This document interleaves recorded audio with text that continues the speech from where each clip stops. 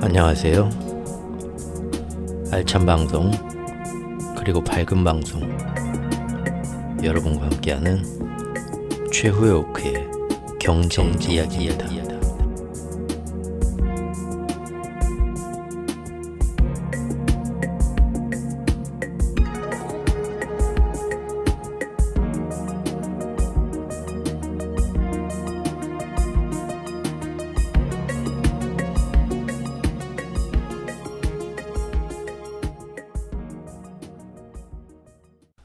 안녕하세요. 네, 어제 오늘 날씨가 너무 좋네요. 예, 정말 그 하늘도 예쁘고 뭉게구름도 예쁘고 햇살도 좋고 너무 덥지도 않고 선선하면서 정말 아름다운 날씨입니다. 이렇게 날씨 하나만 자연의 모습만 좋아도 세상 모든 게 제일 행복한 날이 오게 되는 정말 이 자연은 대단한 것 같습니다. 자, 지난 주말에 파월과 옐런이 나와서 급하게 오르던 국채 금리를 좀 떨어뜨리고 그로 인해서 전 세계 환시장이 좀 안정이 됐고요. 우리나라 원화랑 이웃나라 일본의 엔화도 많이 좀 안정화되는 그런 영향이 있었습니다. 하지만 그거는 잠시 쉬어가는 거고 전체 어떤 기조가 바뀔 수는 없겠죠. 자, 그 이후로 하루 이틀 사이 또 이제 어떤 얘기가 나왔나 한번 살펴보시죠. 일본의 재무관이 나와서 또 봐라, 우리가 이렇게 일본 엔화 160엔화까지 떨어지던 거 달러당 우리가 좀 이렇게 안정화시켰다. 앞으로도 좀만 무슨 일 있으면 좌시하지 않겠다라고 나와서 호언장담을 했다고 합니다. 기자 중에 한 명이 근데 지금 들어보니까 며칠 전에 제네트 옐런 미국 재무장관이 주말 사이에 전화를 했다고 하던데 환율 시장에 일본 중앙은행이 개입하는 거 너무 그렇게 막 마음대로 하면 안 된다. 여기 다 룰이 있는데 이례적인 상황에서만 이루어져야 된다고 경고 비슷한 얘기 했다는데 사실입니까? 물어보니까 노코멘트 했다고 합니다. 답변 거부. 재밌죠? 예, 4월 14일 날 미국, 일본, 한국 재무장관들 다 모여갖고 공동성명 발표하고 어깨동무하고 사진 찍고 니네 환시장에 좀 이렇게 개입해도 얼마든지 그럴 이유가 있고 우리는 그것을 다 이해하고 지지한다. 그렇게까지 말씀하셔놓고 지금 이제 달러가 너무 약세로 빠지고 엔화가 강세로 가니까 바로 지난 주말에 전화해서 야, 하는 건 좋은데 근다고 이렇게 맘대로 막 계속 하면 안 되지. 그런 얘기를 또 경고를 했다는 거죠. 참나, 이게 무슨 뜻일까요? 네. 결국은 서로 간에 신호를 맞추면서 수신호를 맞추면서 잠시 동안 환율 시장 안정되고 쉬어가는 거지만 그런다고 해서 달러 강세가 완전히 달러 약세로 빠지는 그런 기조적인 변화는 서로 유도하지 말자. 다 뻔한 얘기죠. 결국은. 그 얘기가 나오고 나서 바로 하루 뒤에 어제 우에다 총재가 나와서 드디어 입을 열었습니다. 우에다 총재가 무슨 얘기를 했냐면 엔화 약세, 솔직히 그거 별로 걱정할 거 아니다. 엔화 약세로 뭐 일본 인플레이션에 영향 끼치는 거 내가 볼 땐 별거 없다. 제한적이다. 큰 영향 없다. 요런 얘기는 엔화 약세 별로 무섭지 않고 신경 쓰지 않고 괜찮다, 용인한다는 상당히 부드러운 비둘기적인 발언이죠. 이 발언이 나오고 나서 바로 엔화는 다시 달러당 155엔 위로 돌파했습니다.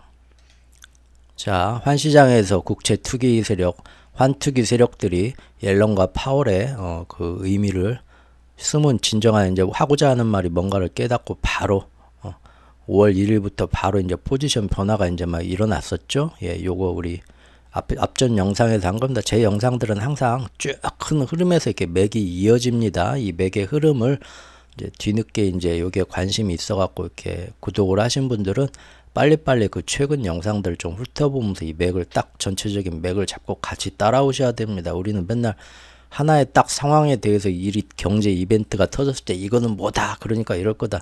그 날마다 그 피곤하게 막 말 바뀌는 거 그런 거 별로 싫어합니다. 우리 나이 든 사람들이 많아가지고요. 젊은 사람들처럼 빠르게 못 따라. 죄송합니다. 네, 여기 듬직하신 장년층들 구독자분들 중에 특히 많고요. 네, 최소 이제 40대 중반분들이 많으신 것 같아요. 최소 이렇게 빠르게 못 따라갑니다. 다들 키오스크 앞에 가면 벌벌 떨시죠? 저처럼 아닌가요?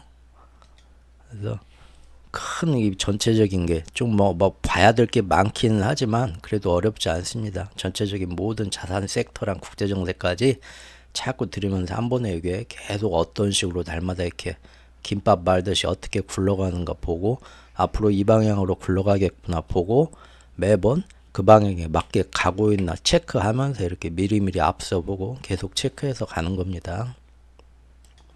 그래서 지금 달러 인덱스입니다. 달러가 훅 떨어졌었죠. 엊그저께 5월 3일까지요. 훅 떨어졌었지만 바로 주말 사이에 전화했다는 거죠. 옐런 누님이 전화해서 야 우리 잠깐 쉬어가긴 할 건데 근다고 해서 달러 강세 이렇게 올려놨는데 너무 떨어지는 건 안 되지. 예. 그래서 지금 뭐 여러 군데 전화 돌렸겠죠. 유럽이나 일본에. 근데 일본에 전화해서 야 니네 환시장계 그렇게 자주 못한다고 좀 신호 한번 줘라 경고했다는 거고요. 예. 그러니까 일본도 여기 환투기세 이렇게 다 물러나니까 엔화입니다. 훅훅 잘 밀리니까 얼쑤 우리도 숨 좀 쉬자고 거의 51선까지 쭉 밀렸었죠. 근데 지금 야 이렇게 너무 지금 일본 엔화 강세가 되면 달러 약세 심해지고 이거는 큰 마스터 플랜 작전의 흐름에서 너무 벗어나는 거지. 적당히 좀 맞춰줘야겠지 해가지고 옐런이 전화했었다는 거 뭐 그런 식의 정보 한번 흘리고 또 위에다가 나와가지고 여기서 야 엔화 약세 그렇게 두렵지 않아? 별 영향 없어? 나는 크게 신경 안 쓴다? 그런 발언하면서 다시 155엔 위에까지 올렸죠. 이런 거 보면 155엔 위에서 좀 계속 이렇게 끌고 가고 싶은 얘기인 것 같습니다. 당분간. 네. 유로화는 어제랑 그제 이제 뉴스 보신 분들 계실 건데 달러 인덱스에 그 들어가는 6가지 달러 제외하고 그 6가지 통화 중에서 스웨덴 크로넨화가 있죠. 그저께 저기 그 금리 인하 했어요. 8년 만에. 스위스는 그 전에 먼저 한번 3월 달에 한번 했었고요.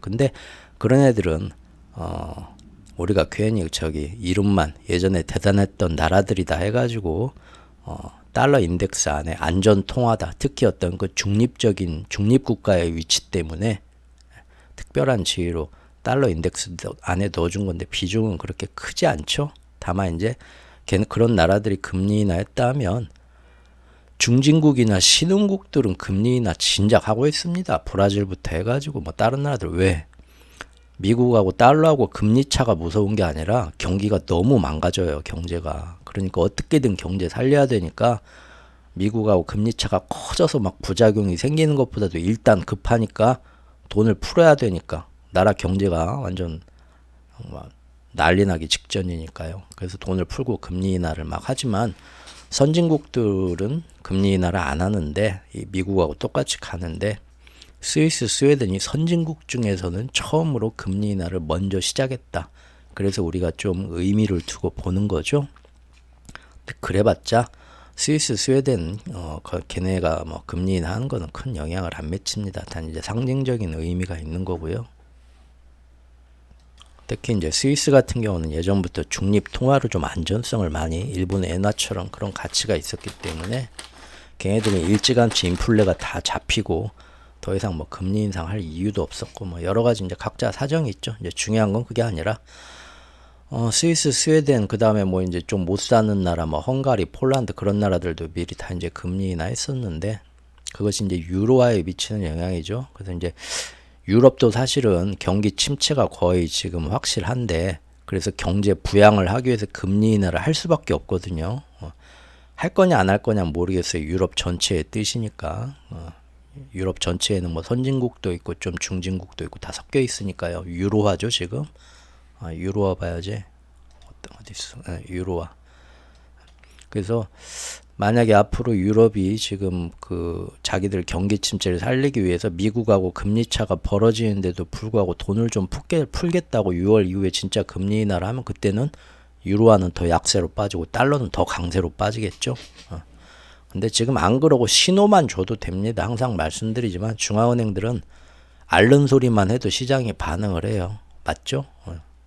센 척 나가기만 해도 시장이 반응을 하고 그러니까 어쨌든 지금 유로화는 계속 우리도 돈 풀어야 되나 실제 풀지는 않더라도 금리 인하 해야 되나 그런 신호 계속 시중에 살살 흘리고 있죠. 이거 예전에 제가 만든 영상 그 뭐죠? 파워레인저 5인방 나오는 골드 슈퍼 금리 그때 때부터 지금 달러 강세 받쳐주려고 유럽에서 흘리고 있는 소리입니다. 어쨌든 그래서 지금 유로화는 상대적으로 약세예요. 계속 이 수준에서 머물고 있고 파운드화도 마찬가지고요. 똑같죠, 둘이. 그러니까 이미 유럽 쪽은 달러 강세를 받쳐주기 위해서 지 할 일 다 하고 있는 겁니다. 굉장히 큰 거, 스웨덴이나 뭐 스위스 그런 작은 통화 움직이는 건 별로 크게 영향이 안 가니까 이제 일본에 전화한 거죠. 일본이 갑자기 가면 안 되니까. 그래서 다시 또 알겠습니다. 이제 한숨 냄비 뚜껑 열어가지고 한숨 죽이긴 했지만 다시 높은 수준에서 받쳐줘야 되죠. 그러니까 다시 155엔으로 지금 우에다랑 이렇게 나와서 엊그저께 다시 또 올린 겁니다. 그리고 이 모든 건 그래서 달러가 다시 살아나죠. 예. 50일에서 한번 딱 찍고 이 수준에서 한번 김은 뺐지만 이 수준에서 가고 싶다는 거겠죠. 그리고 그 이유는 중국 잡으려고 하는 건데 중국도 저번에 떨어지니까 환시장이 엄청나게 개입하면서 이 기회를 잡아야 됩니다 해가지고 항상 이 제가 보는 밑에 파란색 점선 보이시죠? 자, 대략 한 7.17 위안 달러당 그 밑에까지 한번 쫙 끌어내렸지만 세상 일 이렇게 쉽지 않죠. 그래도 참 열심히 방어하고 있습니다. 요새는 이제 갈 때까지 가보자 하고 미국 달러 채권 작년 하반기부터 더 많이 막 팔면서 달러 채권 팔면 사실 자기들도 제살 깎아먹기 중국한 경제에도 위험한 것도 있지만 미국 채권 금리 오르는 건 쥐약이니까요. 그럼에도 불구하고 팔고 그 돈으로 환율 방어도 하면서 금을 더 노골적으로 모으고 있죠.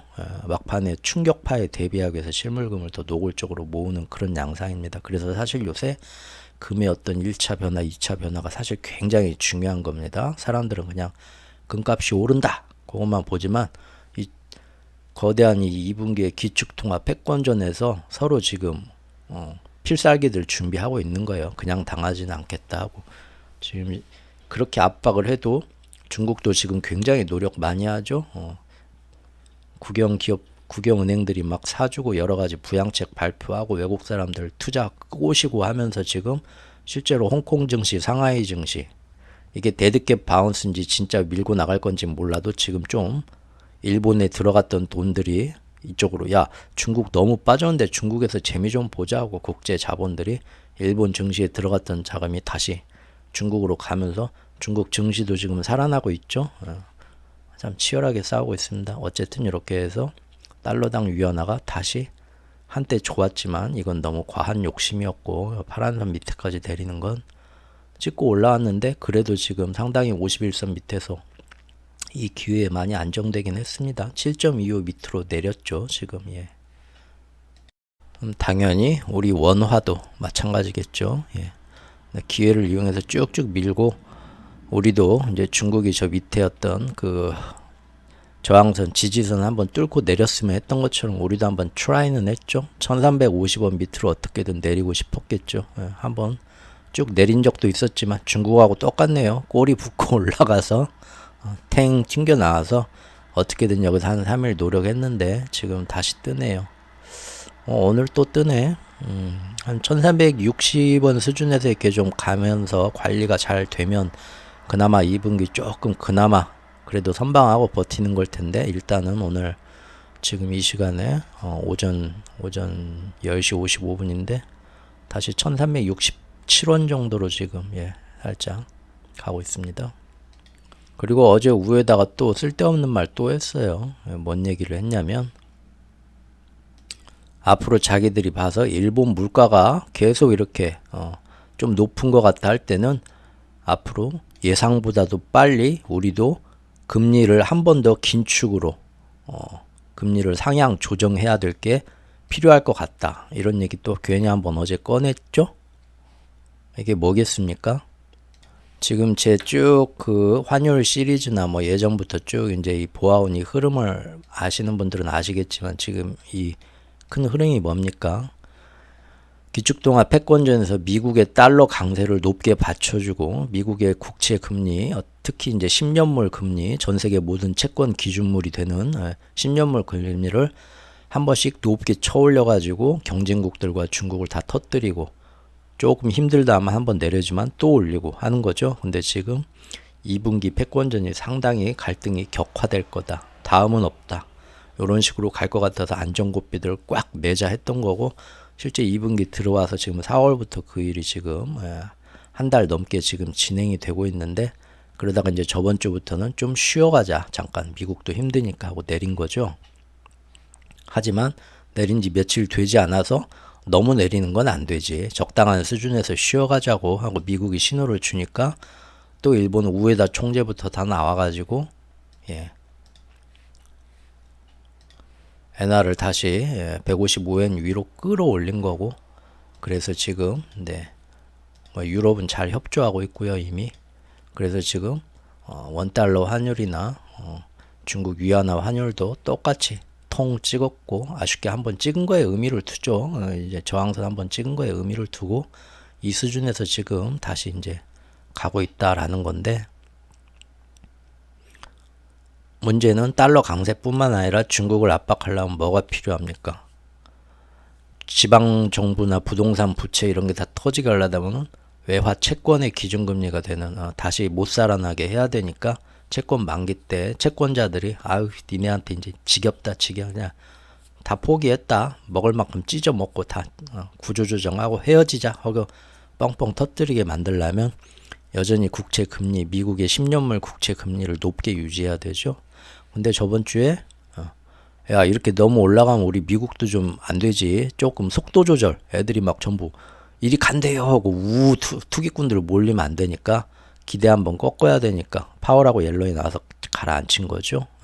가라앉혔지만 이게 그런다고 해서 지금 환시장에서 확 쏠림이 생기면서 또 뭣도 모르는 투자자들 다 몰려갖고 이제부터는 미국 채권 다 오르기만 한데 하고 쭉 가면은 미국은 좋을지 몰라도 대신 중국이 더 좋아하죠. 살았다 하고. 그러니까 약간 이 수준에서 다시 가야겠죠. 한번 끄더라도. 근데 그러려면은 이제 뭘 해야겠습니까? 일본이 받쳐주는 거죠. 서로 강약 조절을 해주는 겁니다. 파월과 옐런이 이렇게 해서 훅 내리면 너무 내려간다 싶으면 일본이 여기서 밑에서 올려주면서 받쳐주는 거예요. 이게 지금 제가 꾸준히 지금까지 본 저의 그 기축통합 패권전 세계관에서 2년 동안 살펴오는 흐름이고, 매번 맞았고요. 지금까지 다들 뭐 엔저로 간다 2년 3년 떠들어도 그래서 안 간다 했던 거고요. 제가 엔화 강세로 간다 하지만 제가 반대로 매번 국채 금리나 그런 것도 반대로 제가 얘기해서 지금 왔던 흐름이고요. 죄송합니다. 전화가 와서 잠깐 설명이 끊겼네. 그러니까 이제 뭔 얘기인지는 흐름은 이제 아시겠죠? 그래서 요렇게 지금 파월하고 옐런이 나와가지고 얘기했을 때부터 국채 금리가 훅 지금 안정되면서 꺼진데 너무 꺼지면 안 되죠. 그러니까 이걸 올려야 되는데 다시 어떻게 올리겠어요? 미국에서 뭐 지들끼리 뭐 연준 위원들 나와가지고 이제 또 너무 꺼지는 것 같으면 금리나 그렇게 빨리 못할 수도 있어. 다시 그런 얘기 하면서 지들끼리도 이제 조절하겠지만 제일 힘이 되는 거는 일본이죠. 일본이 지금 저런 식으로 우에다가 나와가지고 조만간 우리 저기 요새 보니까 우리 금리 인상 저번 지난 3월에 아주 조금 올렸는데 앞으로 다음 달에 한 번 더 올릴까? 지금 아무래도 좀 물가가 그렇지? 그런 얘기 하면 실제 올리지 못하겠죠 지들이. 왜냐하면 일본도 금리가 0.1%씩만 올라도 막대한 정부 부채 때문에 그거 이자 부담이 엄청나게 정부가 힘들어지죠. 오르진 못하지만 저렇게 말만 해주는 거예요. 우에다가. 그러죠? 중앙은행장이 나와서 나 다음 달에 좀 금리 인상 좀 할까봐 우리도 그런 얘기만 꺼내도 보세요. 그게 꺼내고 오늘 이렇게 지금 일본 10년물 하루 만에 빵 오르죠. 이렇게 오르면 일본의 10년물 금리가 오르면은 서로 간에 국제시장이 연결되어 있어서 미국 10년물 금리도 떨어지려다 이렇게 받쳐주는 겁니다. 뭔 얘기인지 아셨죠? 결국 계속 일본은 어떤 식으로 금융 정책적으로 자기 나라 서민들 힘들고, 물론 일본의 최고 1위 기업 자동차 해외 수출 기업 도요타 같은 경우는 지금 뭐 매출 1위 찍고 지금 난리 났죠. 전부 왜 엔저 때문에 엄청나게 수출 기업 효과를 보죠. 그러긴 하지만 일본의 국내 경제, 서민 경제는 다 망가지거든요. 그럼에도 불구하고 어떻게든 우리 미국 형님을 위해서 한 몸 바치겠다라는 게 2년 동안 이어지는 그 흐름에서 지금 지난 환율 시리즈 흐름도 보고 오늘 또 당장 지난 3일간의 흐름도 보는 겁니다. 그러면 역시 뭡니까? 형님의 달러가 너무 약해져? 그러면은 일본이 나서서 제가 받쳐드리겠습니다 하는 거고, 형님의 10년물 금리가 너무 떨어져? 그러면 일본 위에다가 또 나와서 저런 소리 하면서 제가 밑에서 밀어 올리겠습니다 한다 이겁니다. 아셨죠? 그리고 그 와중에 그래서 우리나라 새우등 터진다 새우등 조심하자. 제가 작년 초에 유튜브 시작하기 전에 1월인가 2월에 저게 그 연초에 이제 1년치 다 이런 거 조심하자서 신년 특집으로 아마 할 때 시리즈로 제가 블로그에 썼던 글에 그게 기억이 납니다. 작년요 2023년 초에 이제부터 미중 갈등은 어마어마하게 치열해지고 경제 막 수출 이런 거 이제 환율 영향을 받을 텐데 괜히 여기서 진짜 예비편 끝나고 러시아하고 뭐 이런 예비편 끝나고 진짜 챔피언들끼리 나와가지고 진짜 권투 시합 할 건데 그거 괜히 나 우리 어느 편에 딱 붙어가지고 괜히 링사이드에서 코치 한번 해주겠다고 잘 보이겠다고 링사이드 붙어 있다가 난타전에 얻어맞고 새우등 터지니까 이럴 때는 형님 최고십니다 하더라도 한 발짝 뒤로 크게 물러서서 항상 양쪽에서 적당히 이쪽 선도 타고 저쪽 선도 타고 하면서 정말 슬기롭게 가야지 안 긁고 한쪽에 올인했다가는 일본은 저렇게 한쪽에 올인해도 이미 약속을 받은 게 있다. 걔네들은. 우리는 그런 거 없다. 그러니까 조심해야 되지 안 그러면 새우등 터진다 했는데 작년 한 해 완전히 링사이드에 바짝 붙어갖고 미국이 하잔 대로 일본이 하잔 대로 다 하면서 이제 괜히 얻어먹는 것도 없는데 국제회의장 가서 막 중국 러시아 앞장서서 욕하고 그랬죠. 그러니까 중국하고 러시아가 참 어이가 없네. 저놈들은 가만히 보면 일본처럼 받아먹는 것도 없으면서 뭐 이렇게 후환이 두렵지도 않니 너희들은? 아마 그랬겠죠. 근데 지금 그 대가를 톡톡히 치렀어요. 지금까지. 엊그저께 뉴스를 보니까 드디어 푸틴 취임식 하는데 미국, 유럽, 뭐 일본 등 20개국 나라는 안 갔는데 전 세계 140 몇 개국들은 다 참가했죠. 근데 우리나라 고민 끝에 드디어 참가했다고 하더라고요. 자, 이게 정말로 어떤 이제서야 뒤늦게 아무리 미국, 일본 하자한 대로 해봤자 우리한테 떨어진 거 하나도 없고 완전 이용만 당하는구나 해서 우리도 우리 살 길 우리가 찾아야 되겠다 위기감에 변한 건지 아니면 뭐 아무 생각 없이 간 건지는 잘 모르겠지만 어쨌든 조금 이제 우리도 생각이 뒤늦게라도 바뀌어야 될 때는 온 것 같아요. 자, 어제 나온 기사인데 역시나 엔화가 지금 보면은 다시 또 155엔, 달러당 155엔을 다시 넘었다. 어제. 요거 얘기하는 거죠. 안정되나 했더니 다시 올랐다. 그리고 다시 오른 건 지금 보신 것처럼 다 이런 의도가 숨어 있는 거고요. 거기에 대한 평가가 나왔습니다. 평가 기사가 뭐라고 하냐. 미국과의 금리 차가 있고 또 투기꾼 세력, 환시장의 투기꾼, 하이에나 때 제가 저번 영상에서 그거 말씀드린 겁니다. 투기꾼 세력 등 결국은 구조적인 달러 강세가 계속 가능한 일본은 엔화는 약세로 갈 수밖에 없겠구나. 그리고 가만 보니까 이제 눈치 빠른 애들은 몇 달 전부터 다 느꼈죠. 이유는 모르지만 어쨌든 일본이 어떻게든 엔저를 유지를 해. 그걸 알기 때문에 근본 투기꾼 세력들은 자꾸 엔화 약세에 더 배팅하고 싶어 한다는 거죠. 그래서 이런 근본적인 원인 펀더멘탈적인 이런 흐름을 고려할 때 당분간 엔저 추세는 계속 갈 것 같다. 엔화 강세는 쉽게 오지 않는다. 고도를 기다리며. 제가 예전에 만든 영상 제목 엔화 강세 쉽게 오지 않는다. 넌 환투기 하지 말라. 집에 길에서 객사할 팔자다. 타짜 황경장님 대사였던가요? 여기 비유해서 얘기한 것처럼 미국과 일본이 이렇게 딱 들러붙었다 이겁니다. 이제 슬슬 이거를 2년이 지나니까 어떻습니까? 기사들에서도 슬슬 이제 눈치챘죠. 아무리 바보라도 2년 동안 이렇게 가면 이제 눈치채야지. 슬슬 이런 얘기가 나온다 이겁니다. 이제 엔화 강세 간다 하다가 이제는 시장에서도 엔화 강세 어쩌면 아주 먼 얘기일 수도 있겠다. 이런 얘기가 나온다는 거죠. 문제는 이게 이제 아시아 시장에서 어떤 영향을 미치냐, 이게 두 줄 나왔습니다. 엔화의 무질서한 하락이, 이유는 모르지만 저렇게 엔저 상태가 계속되면 영내 통화, 아시아 통화권 얘기하는 겁니다. 중력처럼 작용할 수 있다. 가장 직접적으로는 엔화 약세가 어디에 영향을 미치나? 한국 원화, 대만 달러 등 주변국들의 아시아 외환을 끌어당길 것. 이 얘기는 뭔 얘기냐면 환시장이 연동해서 우리나라 환율이랑 대만 달러 전부 다 굉장히 위태위태하면서 환율이 약세로 빠지고 하면서 덩달아서 우리나라 경제 금융시장에서 막대한 손해를 계속 끼치고 부채 같은 걸 자극하면서 내부에서 뭔가 터지게 만들 수도 있다는 거고요. 잘못하면 아시아 외환위기가 올 수도 있다는 거죠. 물론 최악의 상황인 걸 얘기하는 거고요. 그리고 또 하나는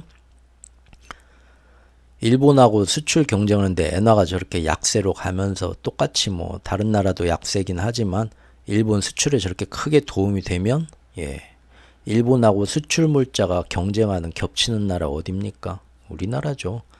일본 물건도 되게 좋고 우리나라 물건도 되게 좋잖아요. 서로 경쟁하는데 그나마 한국 원화에 비해서 일본 엔화가 좀 강해야 우리나라 물건이 메리트가 있는 건데 국제시장에서 우리나라 수출이 영향을 받는다 이거죠. 자, 여기까지 또 지난 며칠간의 환율의 움직임들 이제 그동안 쭉 설명하셨으니까 이제 여러 편 보시거나 예전부터 보신 분들은 이제 제가 굳이 날마다 이렇게 설명 안 드려도 다들 이 정도는 아시지 않을까 생각이 들고요.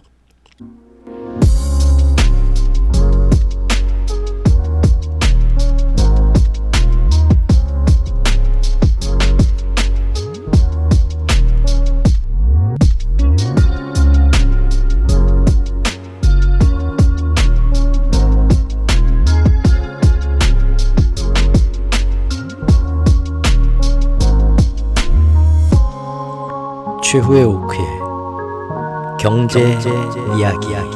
경제 이야기.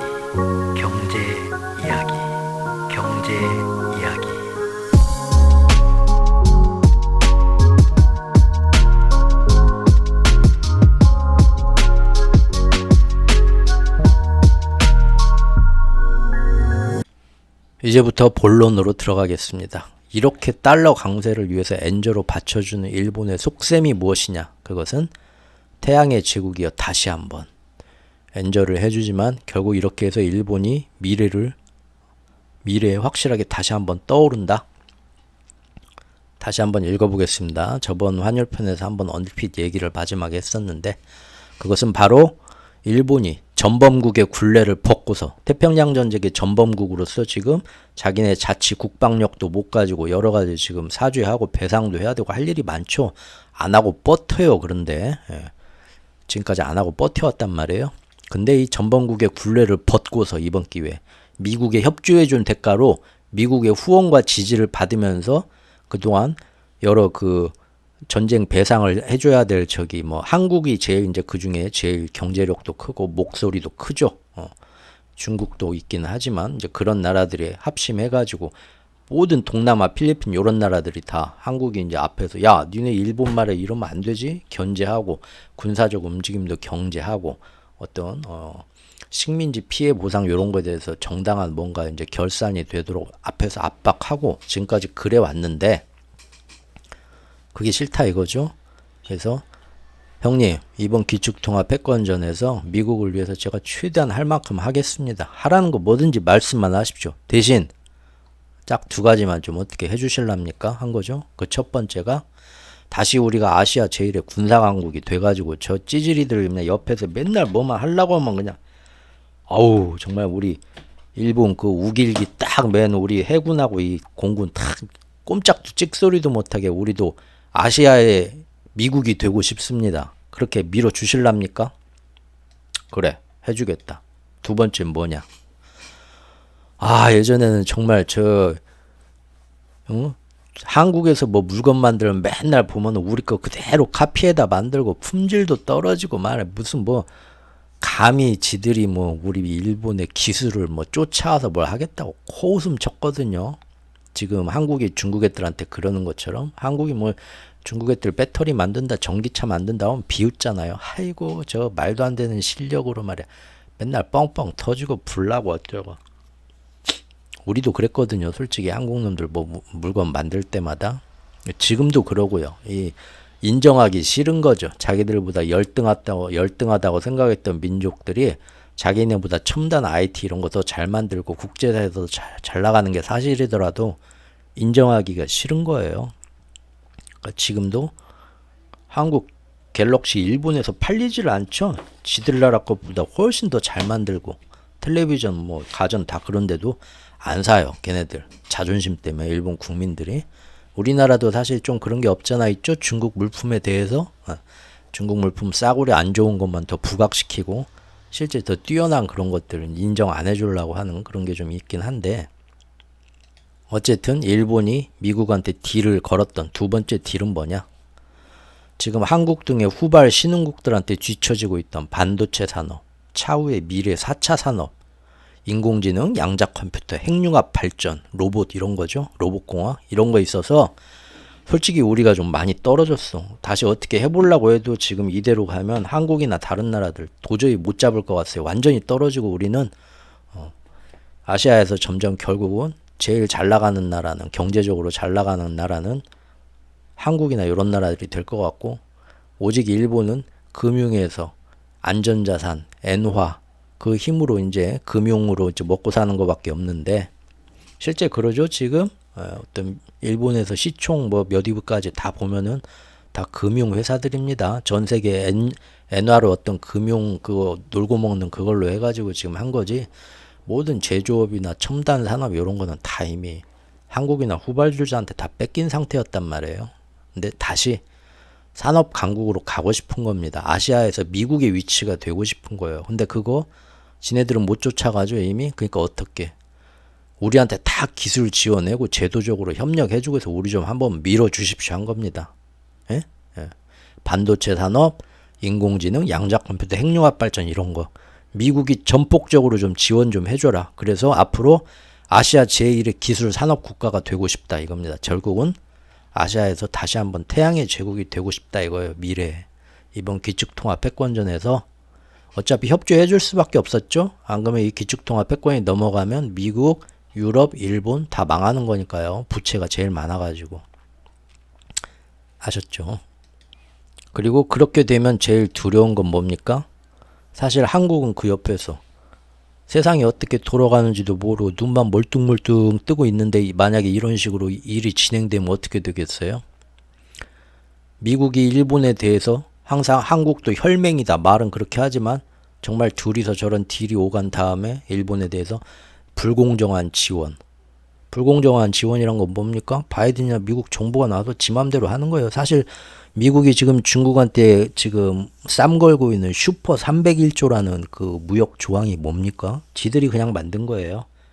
국제법 뭐 그런 국제적인 형평성 다 떠나서 정말로 이것이 불공정 무역 관세인가를 누가 심사하냐? 국제기구가 심사하는 게 아니라 미국이 자체적으로 심사를 합니다. 미국 상무부에서. 그래서 내가 볼 때 지금 한국의 뭐 이런 뭐 철강이나 뭐 중국의 알루미늄이나 이런 거 보니까요. 우리 미국 입장에서 보니까 이거는 불공정하다고 생각이 됩니다. 그래? 그러면 슈퍼 301조 발동 조건이 충족이 되는 거예요. 그러면은 어떻게? 콕 집어서 미국이 뭐 한국이든 중국이든 니네는 이제부터 관세 전쟁 대상 모든 막 그런 거 막 몇 배의 관세를 물리는 거예요. 뭐 세계적인 기준 그런 거 없죠. 그냥 자기네가 하고 싶은 대로 하는 겁니다. 이게 바로 강대국의 깡패 같은 힘이죠 지금. 싫어? 싫으면 니들끼리 장사해. 이 국제 무역은 다 이 기축통화 달러로 이렇게 되고 우리 달러 금리 영향을 받는데, 그럼 나가서 니들끼리 장사해. 장사할 데가 없는 거예요.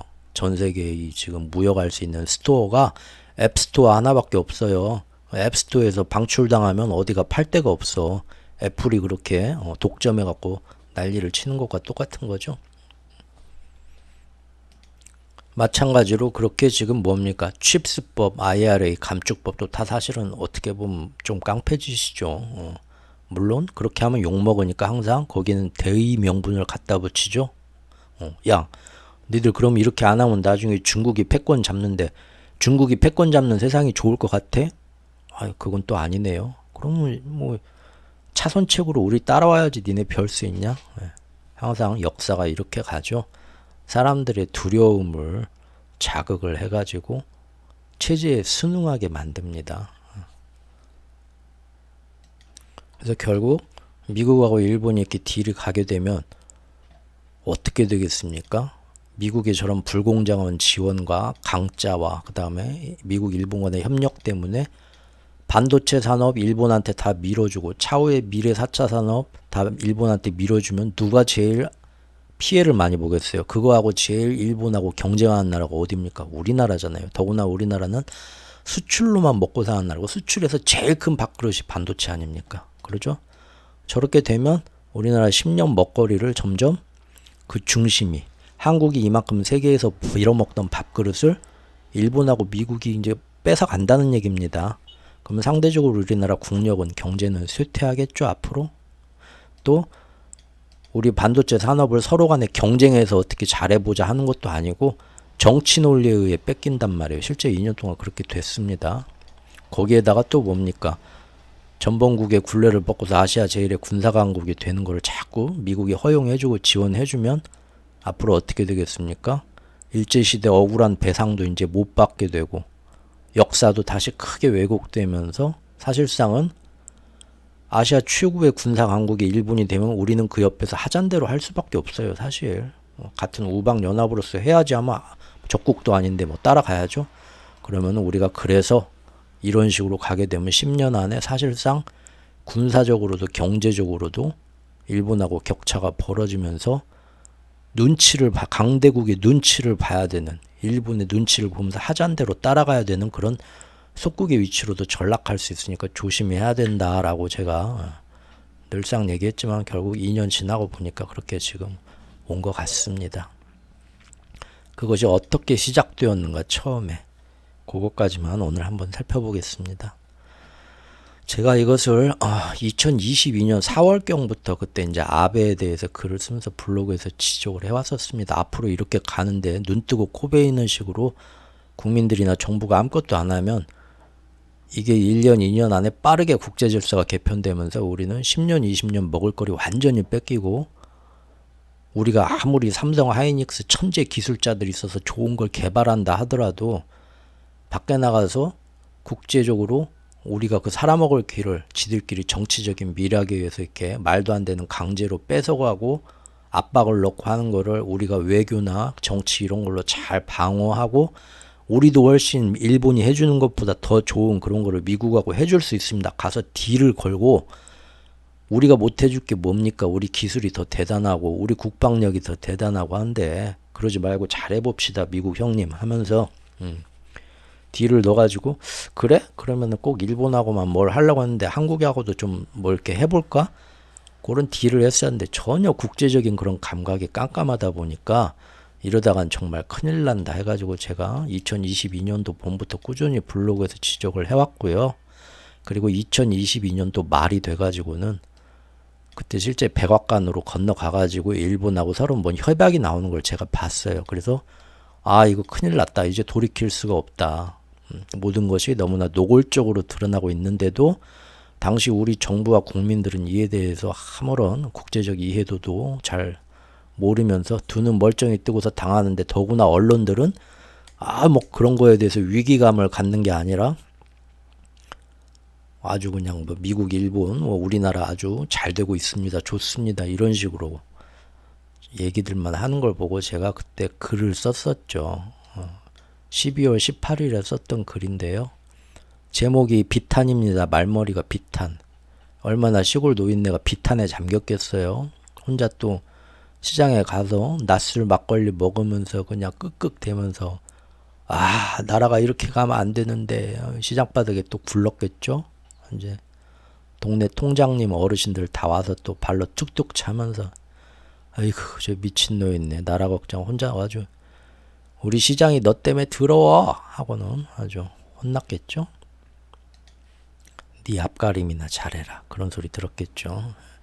어쨌든 근데 그때 있었던 글 블로그에 썼던 글 링크인데요. 그때 제가 했던 말은 결국 이겁니다. 그 중간에 발췌를 하면 이후 돌아가는 상황을 보면 이제 일본은 앞으로 당장은 달러의 기축통화 재집권을 도와주기 위해서 일본 경제가 폭망하게 되더라도 그보다 더 먼 미래에 다시 일본이 아시아의 제왕이 되기 위해서 저렇게 기축통화를 도와주기 위해서 금융적으로 움직일 거고 대신 앞으로 미국한테서 무슨 선물을 받을 거냐 내가 볼 땐 두 가지다. 첫 번째는 전범국가인 일본이 다른 나라들과 동등한 조건의 자체 군사력을 가지면서 아시아에서도 제1의 무력국가가 되는 것을 용인받을 것이고 두 번째는 그동안 뒤처진 일본 사회만의 깝깝한 관료주의 때문에 4차 산업시대를 빠르게 열지 못해서 이제 한국에게까지 여러가지 첨단 산업을 다 추월당하면서 이대로는 지는 해가 되어서 뒤로 물러날 수밖에 없는 이 일본을 한국한테 추월당하고 완전히 뒷자리로 물러날 수밖에 없게 되어 있는 이 일본이 다시 이제 미국이 지원해주면서 차세대의 첨단 반도체 파트너가 될 것이다. 그러면 미래에 경제적으로 그래서 모든 4차 산업이나 첨단 산업에서 아시아 1위 자리를 탈환하려고 할 것이다 라고 제가 그때 느꼈다라고 2022년 12월에 글을 썼습니다. 예언처럼.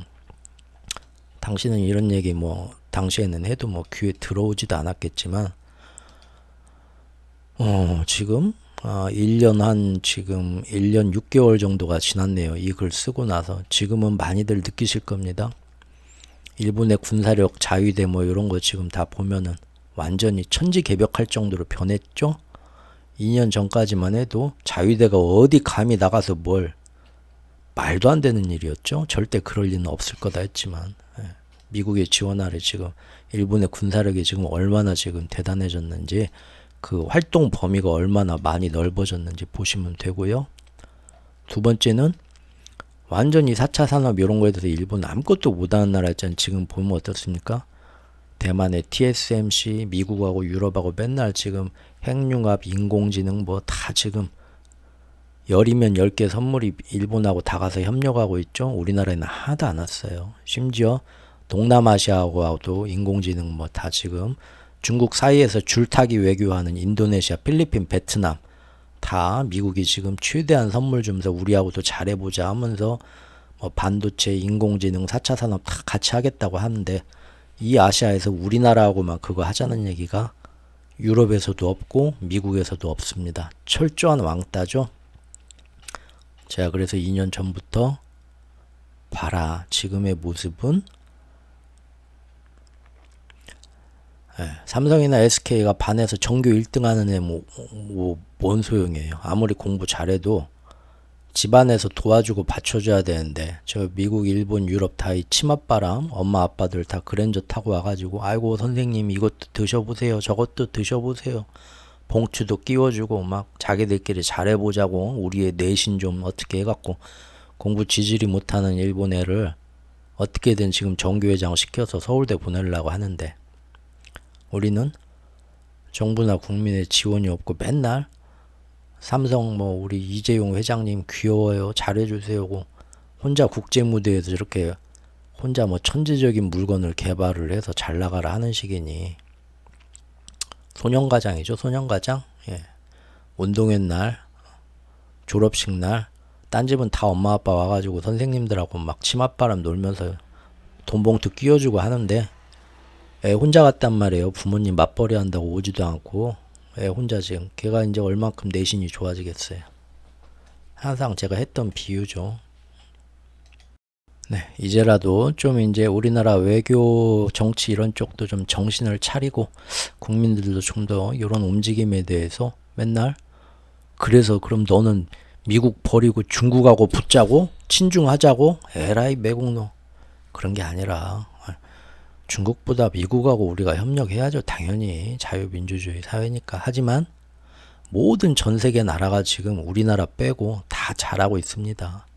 둘 사이에서 적당히 서로 간에 네 편할래 내 편할래 하면서 내 편하면 이거 줄게 네 편 뭐 이거 줄게 서로 지금 막 선물들 걸고 있는데 그 사이에서 살짝 아이고 당연히 형님 편 들어야죠. 근데 요새 저희도 좀 먹고 살기가 뭐해서 중국이 또 저 뭐 하자고 하는데 안 갈 수도 없고 해서 잠깐 얼굴만 비치고 왔습니다. 요런 식으로만 해도 지금처럼 2년 동안 철저히 패싱당하고 왕따 당하면서 우리 10년 먹거리 다 뺏긴 것 같은 이런 아주 위험한 어떤 상황까지는 안 갈 수 있었다는 거고 앞으로도 어떻게든 조금 노력 이런 얘기 괜히 또 쓸데없는 얘기 했네요. 지금은 경제방송이죠. 환율 얘기해야죠. 환율 국채금리 쭉 봤고요. 예.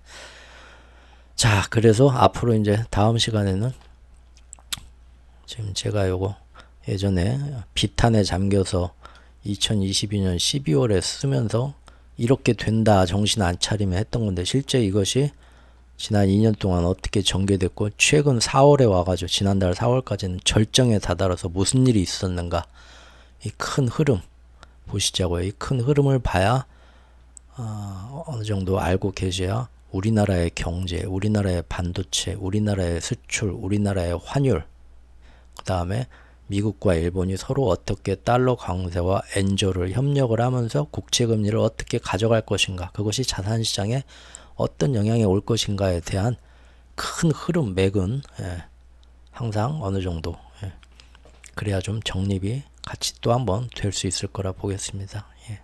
오늘 또 머리 아프고 복잡한 얘기 항상 밝은 방송 하고 싶은데 현실이 그렇게 밝지만은 않아서 들으시면 좀 마음이 착잡할 수도 있겠는데요. 그래도 들어주신 분들 감사하고요. 어제 오늘 날씨가 너무 좋습니다. 직장에서 일하시는 분들 정말 이 햇빛에 잠깐 점심시간이라도 밖에 나가면 너무 막 행복하시죠?